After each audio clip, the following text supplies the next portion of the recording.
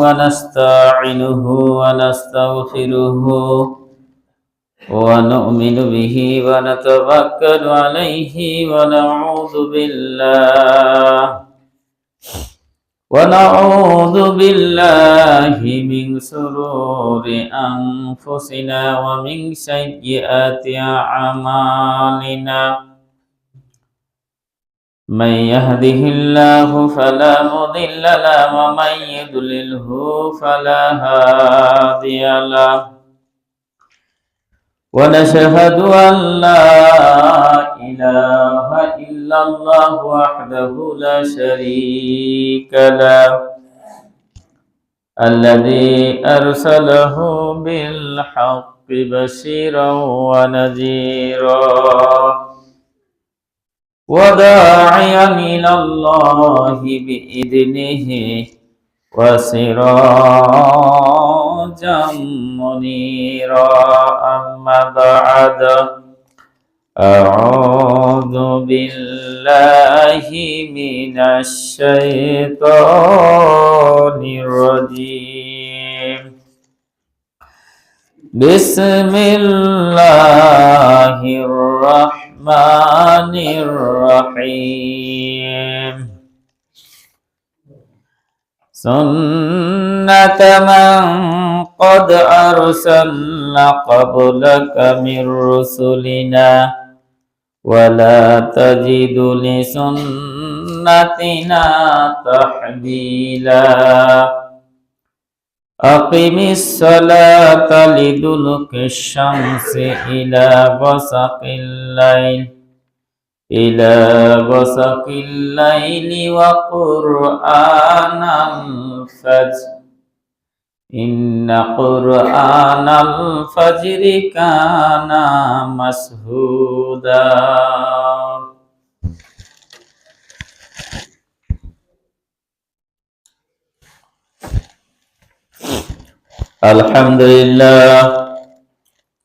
الحمد لله نحمده ونستعينه ونستغفره ونؤمن به ونتوكل عليه ونعوذ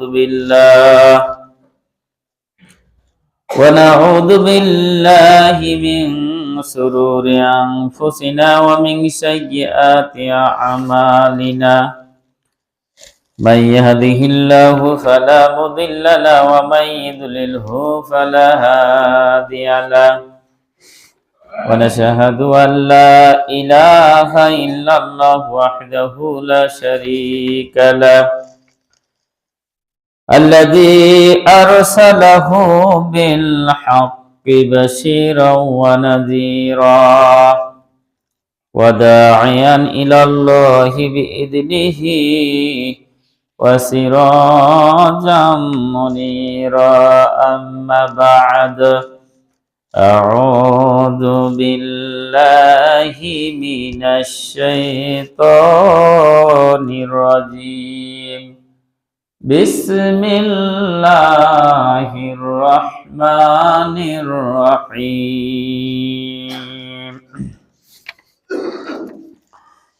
شهر رمضان الذي أنزل فيه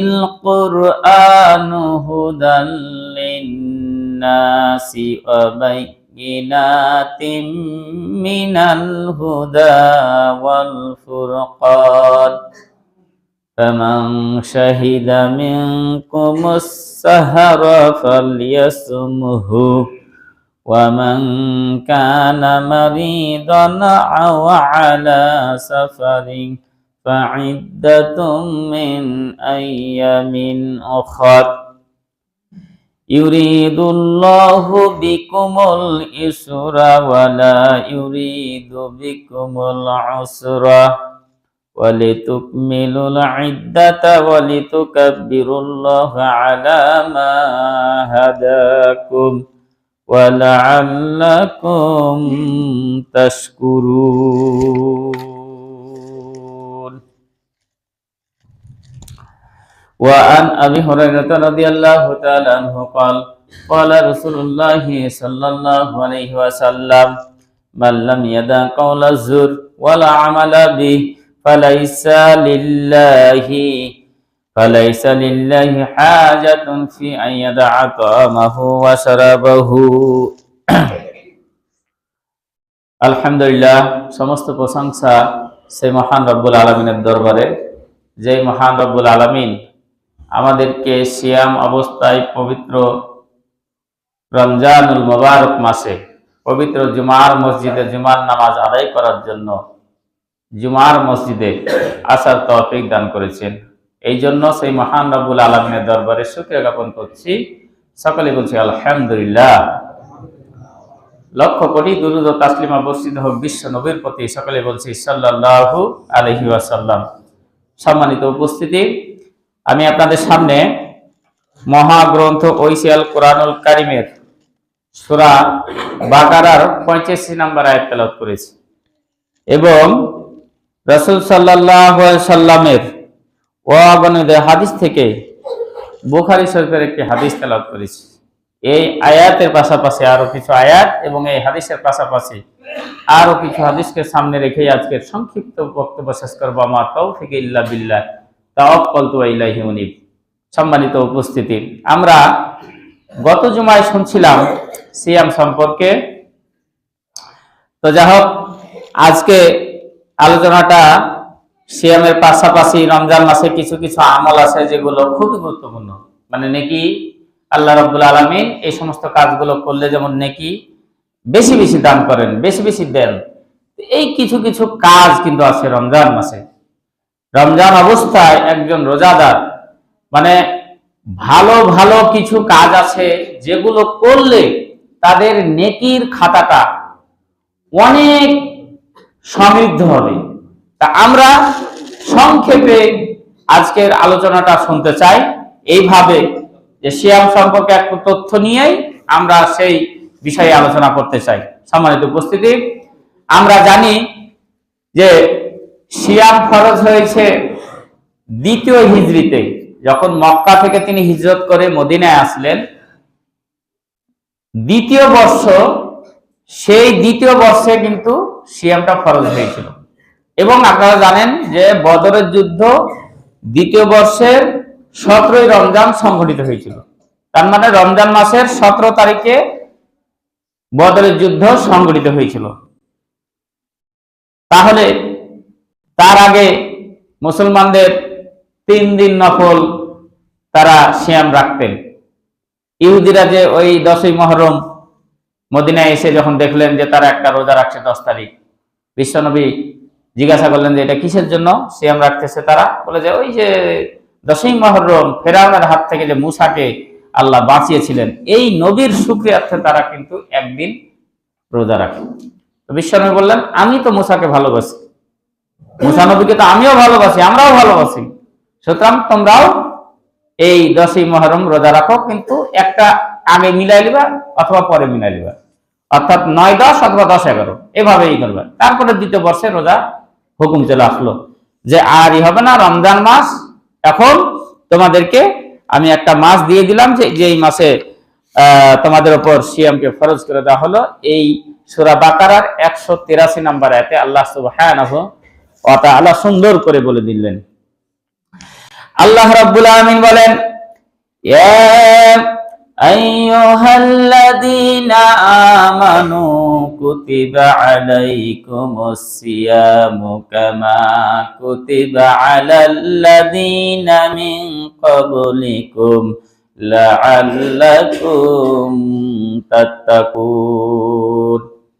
আল্লাহ ঈমানদারদেরকে ডাক দিয়ে বললেন, ও হে ঈমানদার ব্যক্তি যারা রয়েছে, তোমরা শোনো, তোমাদের উপর আমি সিয়াম ফরজ করে দিলাম, তোমাদের উপর আমি একটা মাস, আমি রমজান মাসের সিয়ামকে ফরজ করে দিলাম। শুধু তোমাদের উপর ফরজ করি নাই, তোমাদের পূর্ববর্তী যারা উম্মত ছিল, নবী রাসূল ছিল, তাদের উপরও বিভিন্ন রকম ভাবে আমি এই সিয়ামকে ফরজ করেছিলাম। তো এক এক নবীর নিয়ম এক এক রকম ছিল। হযরত দাউদ আলাইহিস সালাম যেমন সাওমে বিশাল, তিনি 6 মাস রোজা রাখতেন। একদিন রোজা ছাড়তেন আর একদিন রোজা রাখতেন। তাহলে এই 12 মাসের মধ্যে তিনি 6 মাস রোজা রাখতেন। মুসা আলাইহিস সালামের আলাদা নিয়ম ছিল, এই যে 10ই মুহররম যারা ওরা রাখতেছে, এভাবে এক এক নবীর এক একটা নিয়ম ছিল। শুধু তোমাদের উপর যে আমি সিয়ামটা ফরজ করলাম এমনটা নয়। আল্লাহ তাআলা এই সূরা বাকারার 183 নম্বর আয়াত নাজিল করে তিনি জানাই দিলেন।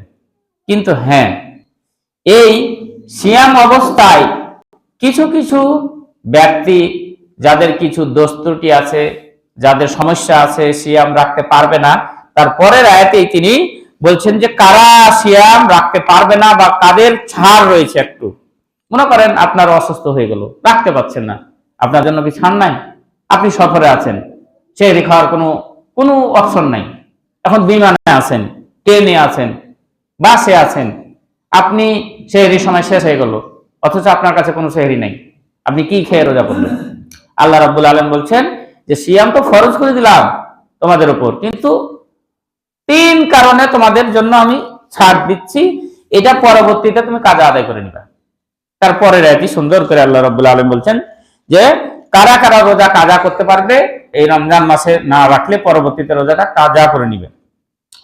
আল্লাহ রাব্বুল আলামিন বলেন আইয়ামান মা'দুদাতিন ফামান কানা মিনকুম মারিদান আও আলা সাফারিন ফা'iদ্দাতুম মিন আইয়ামিন উখার وعلى الذين يطيقونه فدية طعام مسكين فمن تطوع خيرا فهو خير له وأن تصوموا خير لكم إن كنتم تعلمون।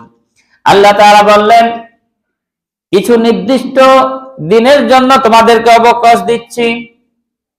কেউ যদি রমজান মাসে রোজা রাখতে না পারো, রমজান মাস কেউ যদি রোজা রাখতে পারো, সেই 2 ব্যক্তির কথা বললেন। 1 নাম্বার, তোমাদের মধ্যে যারা অত্যন্ত অসুস্থ, খুবই রুগ্ন অবস্থায়, রোজা রাখলে তার সমস্যা হতে পারে, এমনকি মৃত্যু হয়ে যেতে পারে, এইরকম মুমূর্ষ রোগীর জন্য রমজান মাসে রোজা ছাড় দেওয়া হয়েছে।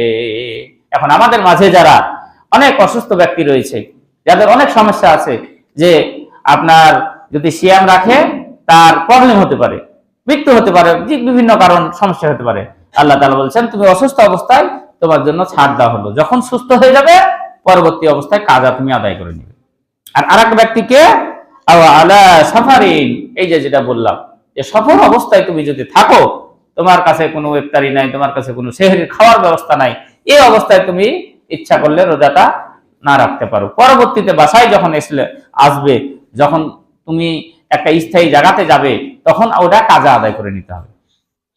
হ্যাঁ, এখন কাজা আদায় করার 3টা নিয়ম দেওয়া হয়েছে। কাজা আদায় করার 3টা নিয়ম বলে দেওয়া হয়েছে। তো কি কি 3টা নিয়ম আপনাদের সামনে এখন তুলে ধরছি। কোরআনুল কারীমে সুন্দরভাবে বলে দিয়েছেন।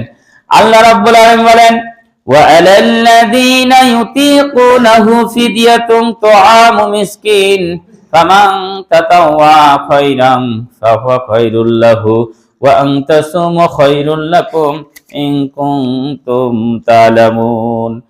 রোজা কাজার কাফারা হচ্ছে 3টা। আপনি রোজা রাখেননি, রোজা রাখা লাগবে। পরবর্তীতে টানা একবার মুতাবাআইনে সাহারাইনি, টানা 30 দুগুনি 60, অর্থাৎ 2 মাস আপনাকে রোজা রাখা লাগবে। আপনি যদি রমজান মাসে রোজা না রাখতে পারেন, তাহলে পরবর্তীতে 2 মাস টানা 60টা আপনাকে কি করা লাগবে? একাধারে রোজা রাখা লাগবে। যদি আবার ওই 2 মাসে যদি একটা আবার ব্রেকডাউন করেন, একটা যদি ছেড়ে দেন, আবার নতুন ভাবে আপনাকে 2 মাস রাখা লাগবে। তার মানে কি, রমজান মাস বাদ দিয়ে কেউ যদি অন্য সময় রাখার চেষ্টা করে, তার জন্য আরো ভারী। সিয়াম অবস্থায় রমজান যদি কেউ ইচ্ছা করে ছেড়ে দেয়, পরবর্তীতে কাজা করে নিব। আপনি মনে করেন ফজরের নামাজ কাজা করছেন, আমি ওই শুধু ফজরের নামাজই কাজা করলেন, কিন্তু এই হুকুমও আছে যে রমজান অবস্থায় কেউ যদি স্ত্রী সহবাস করে বসে, জেনা করে বসে, ওই একটা রোজার জন্য 60টা রোজা করতে হবে, কোনো ছাড় নেই।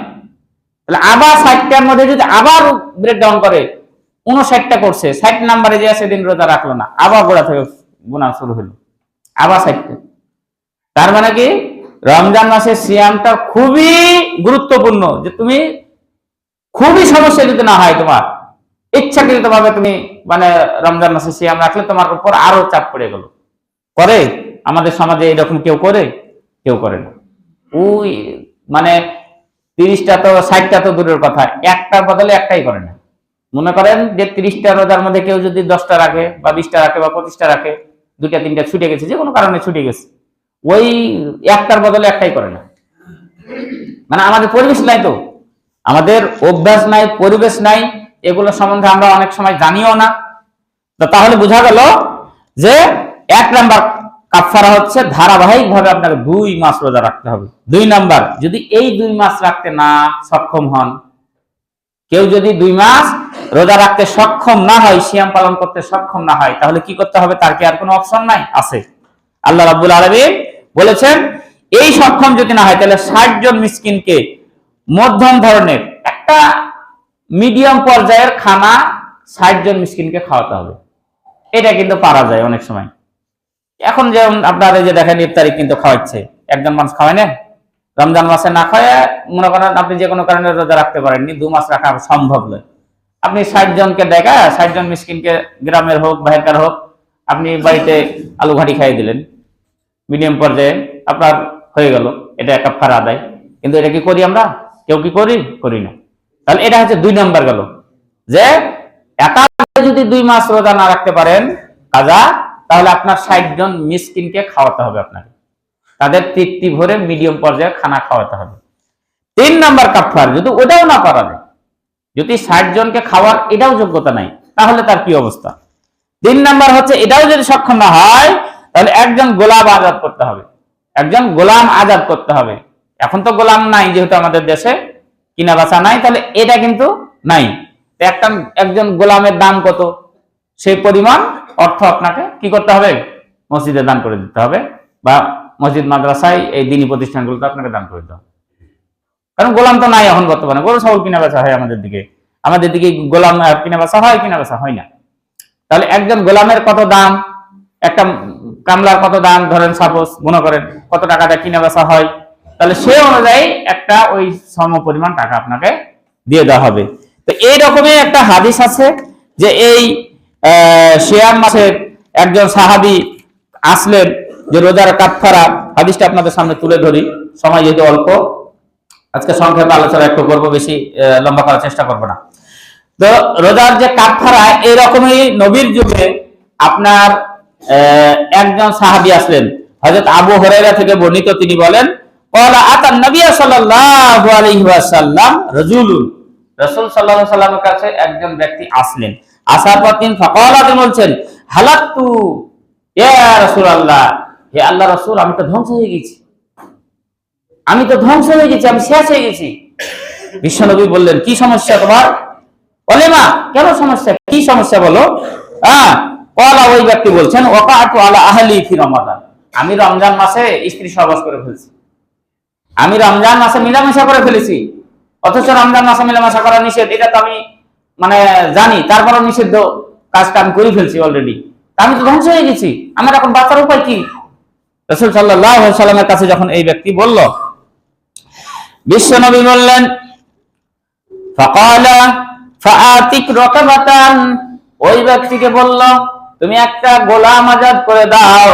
ওই ব্যক্তি তখন বিশ্বনবীকে উত্তর দিলেন ক্বালা লাইসা ইনদি, আমার গোলাম আজাদ করার মতন ক্ষমতা নেই বিশ্বনবী, আমি কি করতে পারি? আমার কাছে এমন টাকা পয়সা নাই যে আমি একটা গোলাম আজাদ করে দিব, এই বাদ দিয়ে আমাকে আর কোনো উপায় থাকলে বলেন। বিশ্বনবী তখন বললেন ফাসুম সাহারাইনে মুতাতাবিআইনে, তাহলে তুমি টানা 60 দিন একাধারে 2 মাস তুমি সিয়াম পালন করো। ওই ব্যক্তি তখন বললেন ক্বালা লা আস্তাতিউ, বিশ্বনবী এটাও আমি পারবো না, 2 মাস রোজা রাখতে আমি অক্ষম। বিশ্বনবী 3 নাম্বার বললেন ফাআতইম 60 মিসকিনান, তাহলে তুমি 60 জন মিসকিনকে খাবার খাইয়ে দাও। ক্বালা লা আজিদ, ওই ব্যক্তি বলল লা আজিদু, বিশ্বনবী আমি এটাও পারবো না। বিশ্বনবী তখন কি বললেন হা আনা মাযা, বিশ্বনবী তখন ফাউতিয়ান নবী সাল্লাল্লাহু আলাইহি সাল্লাম বিআরাকিন ফিহি তামরুন, বিশ্বনবীর কাছে কিছু খেজুর নিয়ে আসা হলো। একজন ব্যক্তি কিছু খেজুর নিয়ে আসলো, এসে বলল, ওই ব্যক্তিকে দিল। ওই যে ব্যক্তি জেনা করছিল, যে ব্যক্তি স্ত্রী সুবাস করে ফেলেছিল, ওই সাহাবীকে বলল, এই খেজুরটা নিয়ে এই মদিনার মধ্যে যাও, যে দেখবে যে সবচাইতে যেটা গরিব মানুষ, সবচাইতে যেটা মিসকিন মানুষ, তাকে তুমি এগুলো সাদকা করে দাও, তার কাছে কি করে দাও, সাদকা করে দাও, সবচাইতে যেটা এই মদিনার মধ্যে গরিব মানুষ। ওই ব্যক্তি তখন বলল, আইনা সাইন, ওই ব্যক্তি বলল, বিশ্বনবী, মদিনার মধ্যে যত মানুষ রয়েছে, যত পরিবার রয়েছে মদিনার মধ্যে, সব চাইতে গরিব পরিবার, সব চাইতে যদি অভাবী পরিবার থাকে, একমাত্র আমি আছি, আমার চাইতে কেউ অভাবী পরিবার এই মদিনার বুকে নাই। বলে, আমি তো সব চাইতে গরিব বিশ্বনবী, কাকেই দিব, মানে আমার চাইতে তো গরিব আর আমি খুঁজে পাচ্ছি না। বিশ্বনবী তখন এমন ভাবে মুচকি হাসলেন যে তার কি হলো, হাত্তা নাওয়াজিজাহু বলা হয়েছে, ফাদাইকা হাত্তা নাওয়াজিজাহু, যে তার এই যে চাওয়ালটা পর্যন্ত, দাঁতের মাড়ি পর্যন্ত হাসিতে মানে বের হয়ে গেল। বিশ্বনবী বললেন, দাও লাও, এই তাহলে কি করো, এই খেজুর গালা গিয়ে তুমি খেয়ে নাও। তাহলে কি হলো, এখান থেকে একটা জিনিস বোঝা গেল যে অনিচ্ছা সত্ত্বেও স্ত্রী সহবাস করার কারণে ওই সাহাবীকে তিনটা অপশন দেওয়া হলো, যে তুমি একটা গোলাম আজাদ করো, পারবো না, তুমি 2 মাস রোজা রাখো, পারবো না, তুমি 60 জন মিসকিনকে খায়া দাও, এটাও পারবো না, এই যে খেজুর কিছু নিয়ে আসলো, যাও এগুলো কিছু ফকির মিসকিনকে দিয়ে ফেলাও। বলে যে আমার চাইতে ফকির মিসকিন এই মদিনার জমিনে আর কেউ নেই। তখন বললো, যাও তুমি তাহলে খেয়ে ফেলো। তাহলে এই যে আপনার কাফারা তিনটা, এখন আমরা কি এই পালন করি? আমরা যারা মনে করেন ভাটাতে কাজ করি, ভ্যান চালাই, ঠেলা গাড়ি চালাই, যারা বোঝা টানি, কোদলের কাজ করি, জমিতে কাজ করি, বিভিন্ন কারণে দেখা গেল সিয়াম মাসের 30টা পূজাইতে পারি না, এই যে আমরা কাজা কি পরবর্তীতে করি? 60 জন মিসকিনকে খাওয়াই, 1000-2 মাস রোজা রাখি, আবার পরে না একটা গোলাম আজাদ সমান টাকা দান করি? কিচ্ছু করি না। তাহলে এই যে বিষয়গুলো আল্লাহ আপনাকে ফরজ করলো, অথচ আমরা পালন করছি না, এগুলো কি আপনার জন্য আমার জন্য জবাবদিহি নাই? অবশ্যই জবাবদিহি আছে। যেসব কারণে রোজা ভঙ্গ হলে কাজা এবং কাফারা দুটাই দিতে হবে। কয়েকটি কারণ আছে, এই কারণগুলো ভালোভাবে শুনেন, যে কাজাও করা লাগবে রোজা, আবার আপনাকে কাফারা দেওয়া লাগবে। কয়েকটি কারণ। 1 নম্বর কারণ হচ্ছে, রোজা অবস্থায় ইচ্ছাকৃত ভাবে যদি কেউ স্ত্রী সহবাস করে, এটা হচ্ছে আপনার আগের যুগে ছিল, এখন বর্তমানে ওয়াহিল্লা লাকুম লাইলাতাস সিয়ামির রাফাসু ইলা নিসাইকুম। আল্লাহ রাব্বুল আলামিন সূরা বাকারার 187 নম্বর আয়াতে বলছেন যে রমজান মাসের রাত্রে তোমাদের স্ত্রী সহবাস এখন তোমাদের জন্য হালাল করে দেওয়া হয়েছে, অর্থাৎ ইফতারির পর থেকে সেহরি খাওয়ার আগ পর্যন্ত। এই অবস্থায় কিন্তু আপনার এখন মিলামেশা বা সহবাস করা, স্ত্রী সহবাস করা, এটা কিন্তু এখন জায়েজ আছে, এখন পারবেন, আগে ছিল না, এখন এটা। তাহলে এই শুভেচ্ছা দিক থেকে ইফতার করার আগ পর্যন্ত এই সিয়াম অবস্থায় কিন্তু কেউ যদি ইচ্ছাকৃত ভাবে স্ত্রী সহবাস করে, তাহলে তাকে কাজাও করতে হবে এবং কাফারাও দিতে হবে। মানে ওকে সিয়াম বলতে সিয়াম পালন করতে হবে, আবার তাকে এই যে আজাদের সময় একটা গোলাম আজাদ করার সময় টাকা দিতে হবে, অথবা তাকে 60 জন মিসকিন খাওয়াতে হবে, অথবা 2 মাস আগে কি করতে হবে, আপনার সিয়াম পালন করতে হবে। কাজা এবং কাফারা দুটাই দিতে হবে।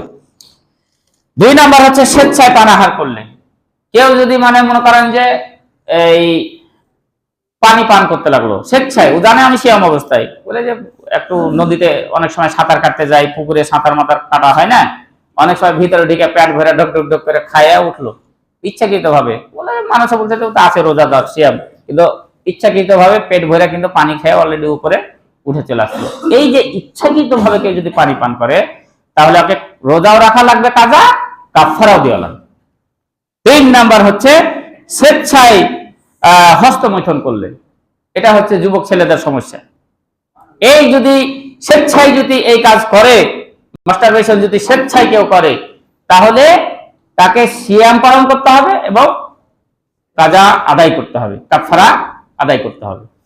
4 নাম্বার হচ্ছে কেউ যদি সিঙ্গা নেওয়ার পর রোজাদার যদি মনে করে যে তার রোজা নষ্ট হয়ে গেছে অথবা সে স্বেচ্ছায় পানাহার করে, এই অবস্থায় মানে সিঙ্গা লাগালো, আগে সিঙ্গা, এখন সিঙ্গা লাগার প্রয়োজন পড়ে না, আগে যদি সিঙ্গা লাগাতো ওই সিঙ্গা লাগার পর হচ্ছে রোজা নষ্ট হয়েছে খেতে লাগলো, তাহলে রোজা পরবর্তীতে তাকে কাজা আদায় করতে হবে, কাফারা দিতে হবে।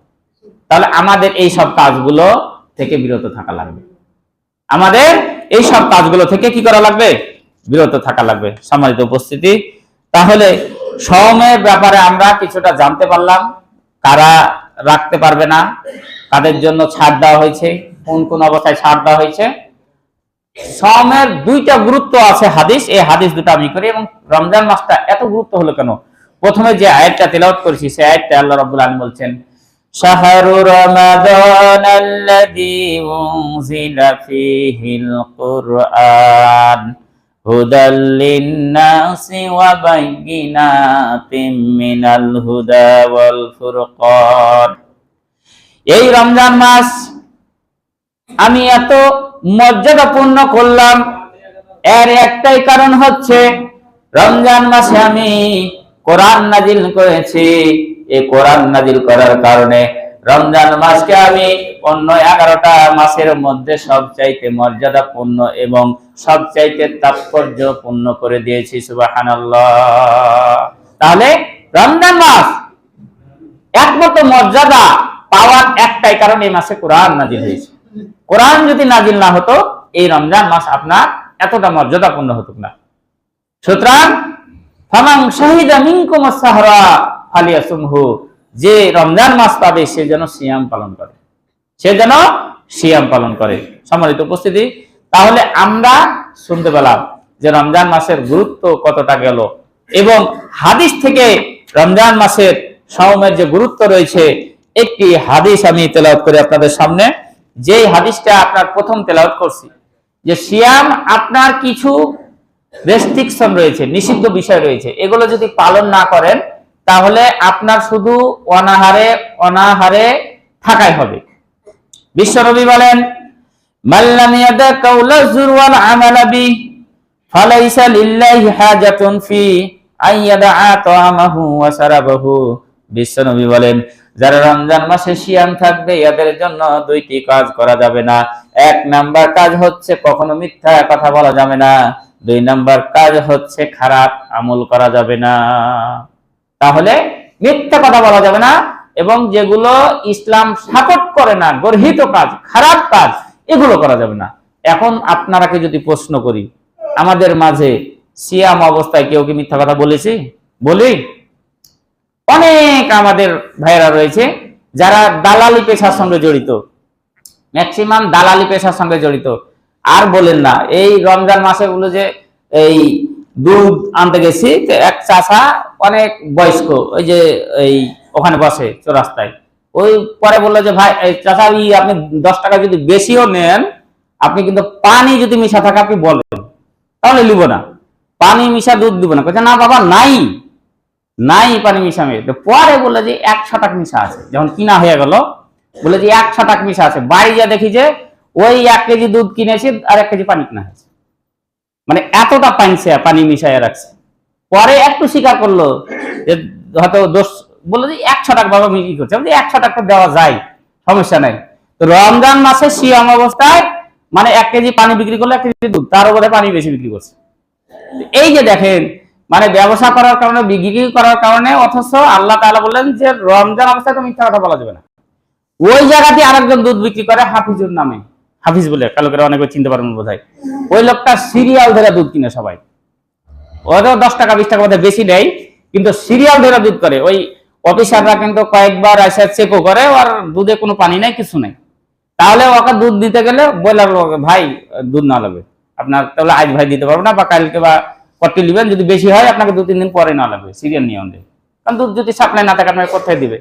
তাহলে একই জায়গাতে কেউ হা করে বসে আছে, ওর গ্রাহক নাই, হ্যাঁ, আর আরেকজনের 10 টাকা বেশি, 15 টাকা 20 টাকা বেশি, তাও তার দুধ নেওয়ার জন্য মানুষ সিরিয়াল ধরে কল করে যে ভাই 2 দিন পরে হলো আপনি দিয়ে আমাকে 3-4 কেজি 5 কেজি এত নিব। তাহলে দেখেন, সব ব্যবসা যদি করেন আল্লাহ বরকত দিবে, দুনিয়াতে ইজ্জত থাকবে, সব জাতি ইজ্জত থাকবে। আর আপনার দাড়ি পেকে গেছে, চুল উঠে গেছে, দাঁত ফোগলা হয়ে গেছেন, অথচ মিথ্যা কথা আপনি ছাড়তে পারেন না, আপনি চুগলখড়ি ছাড়তে পারছেন না, আপনার দুনিয়া তো বেজ্জত হবেন, আখিরাতে তো হবেনই।